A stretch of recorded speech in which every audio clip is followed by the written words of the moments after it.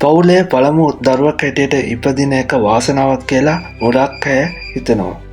ඒත් ඒ වාසනාවත් එක්ක ලොකු වගකීමකුත් අපේ උරහිස මතට වැටෙනවා කියන එක අමතක කරන්න එපා.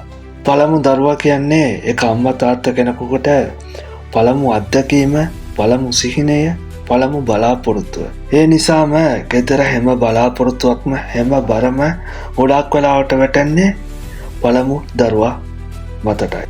ඔයා තමයි ලොකු එකා, ඔයා තමයි තේරුම් ගන්න ඕනේ, ඔයා තමයි ආදර්ශමත් වෙන්න ඕනේ. මේ වචන ටික අහලම පළමු දරුවා වයසට වඩා වැඩිහිටියක් වෙනවා. ගෙදර හැම ප්‍රශ්න එනකොටම පළමුවෙන්ම මතක් වෙන්නේ පළමු දරුවා. ඒ විතරක් නෙවෙයි, තාත්තා වයසට යද්දිත් ඒගොල්ලන්ගේත් බලාපොරොත්තුව පළමු දරුවා. කවුරුත් දන්නේ නැති එකක් තමයි පළමු දරුවත් හොඳට බය වෙනවා. ඔහුටත් අඩන්න හිතෙනවා. සමහර වෙලාවට එයාට වඩා වැඩිමල්ලෙක් කෙනෙක් හිටියත් හොඳයි කියලා හිතෙනවා.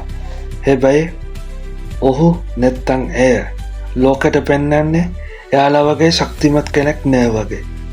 පළමු දරුවා කියන්නේ නිහඬව බර දරන හදවතක්, තමන්ට වඩා අනිත් අය ගැන හිතන චරිතයක්, පවුල වෙනුවෙන් තමන්ගේ සතුට වුණත් කැප කරන එක්කෙනෙක්. එමනම් ඔයත් ඔයාගේ ෆැමිලි එකේ පළමු දරුවා නම් ඔයා වීරයෙක්. ඔයා ගැන ආඩම්බර වෙන්න, ඔයා දරාගෙන ඉන්න බර ගැන ආඩම්බර වෙන්න.